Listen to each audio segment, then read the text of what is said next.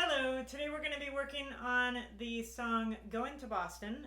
This is an American folk song of the Appalachian folk tradition. It's a kind of a fiddling tradition. And this arrangement for a string orchestra is arranged by Carrie Lane Grussell. This is a really fun song, and the tempo for it is 104 beats per minute, and the score on Smart Music is actually 107 is the default tempo. But for today, we're going to go ahead and work through it at a slower tempo, around 80, and make sure that we really understand each line. And then when you encounter challenges, the best strategy is to learn it at a slower tempo first, and maybe take it in little chunks of 4 measures or even 8 measures, and then work on gradually speeding it up until you get to the performance tempo of 104 or 107. As you're playing this piece of music and as you're learning it, it's also really important that you are following the bowing signs and that you are really being careful to work out all of the rhythms. This one has some 16th note bowing patterns, and so make sure that you do have enough rosin on your bow when you start it. You're going to find that if you don't have enough rosin on your bow for bass, you're going to have a difficult time getting the string to respond to your bowing when you're going in the 16th note, the fast bowing pattern. So just make sure that you do rosin up your bow and that you have plenty of rosin on it before you start this.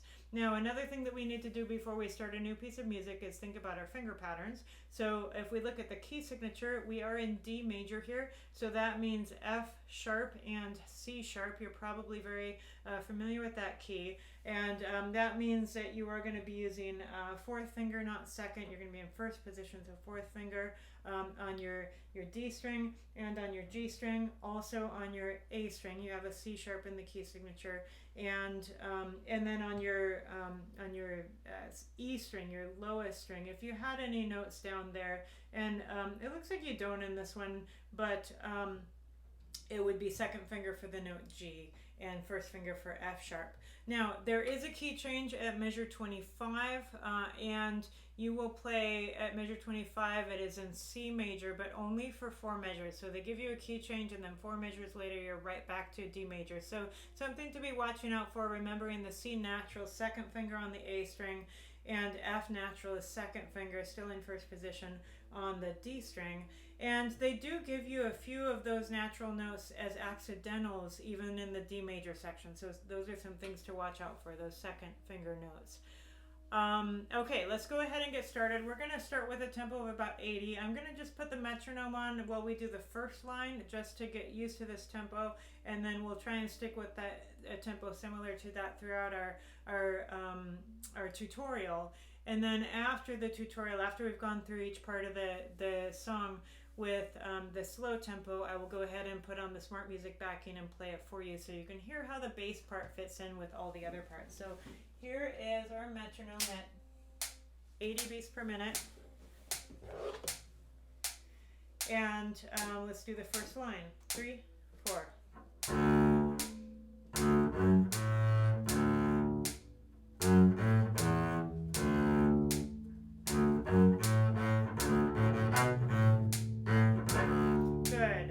Turn the metronome off now that we've kind of established our tempo. And notice how the first measure and the second measure have the same rhythm, but with a different bowing. So the first measure, you go rest and then up bow and retake. You may wonder why they have you do a different bowing when it's the same rhythm. And I think it has to do with that all of the other instruments in the orchestra are doing a retake at the end of measure 2. So they're picking up their bow and putting it back to the frog. So if the basses didn't do that, the bass note would be actually longer than everybody else's note for that quarter note. So they're just doing that to match the rest of the orchestra. Follow the directions that are given there, and don't worry so much about the inconsistency between those 2 measures. There is a reason for it.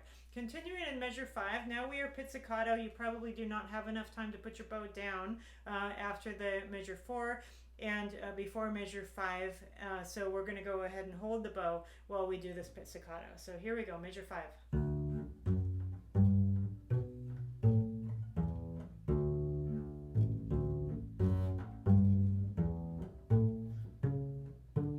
For that last part right there, you're shifting to third position and doing a second finger and a fourth finger on that D right there. And that one one, that's a pretty common couple of notes to play. So hopefully you've experienced those notes before. Okay, continuing at measure 9.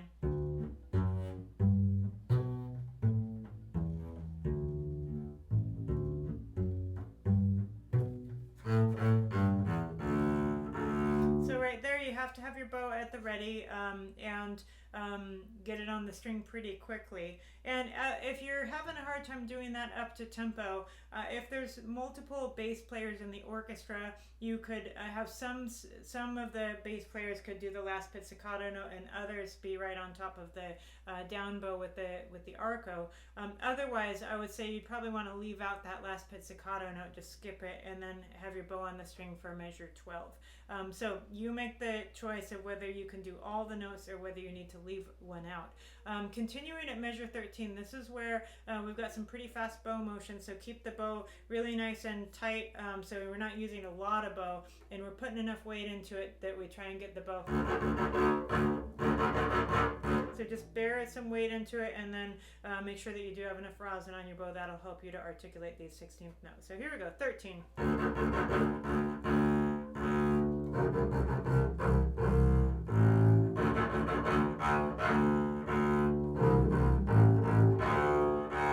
So throughout that passage, you're using second finger on the A string for C natural, and that is written as an accidental. You do not have C sharp. Okay, continuing, we have the same thing but piano here, so not quite so loud.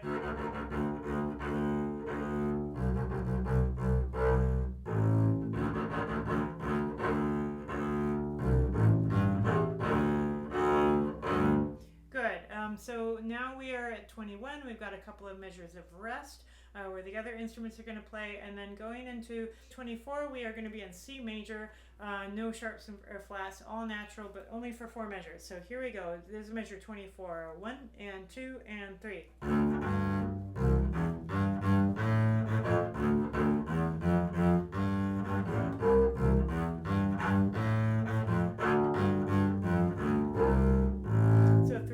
Using second finger on the D string, second finger on the A string. Now at 29, we are back in D major, but we do still have some second fingers because you have some accidentals for C natural on the A string. Here we go, 29. And 2 and 3. 2 and 3. And 2 and 3.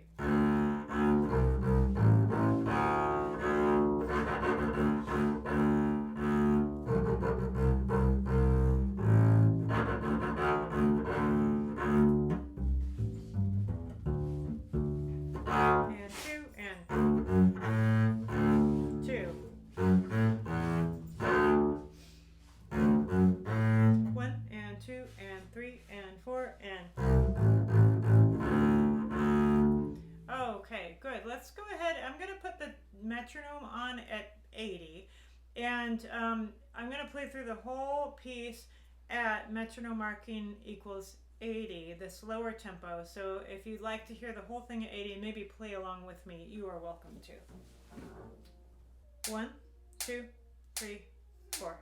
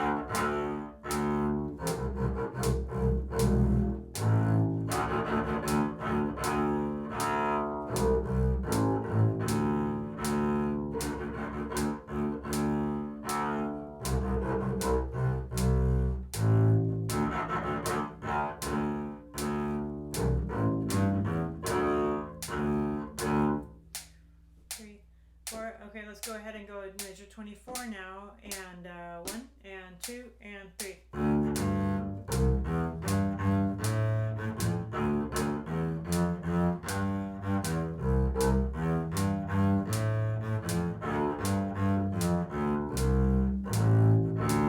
Two, 3.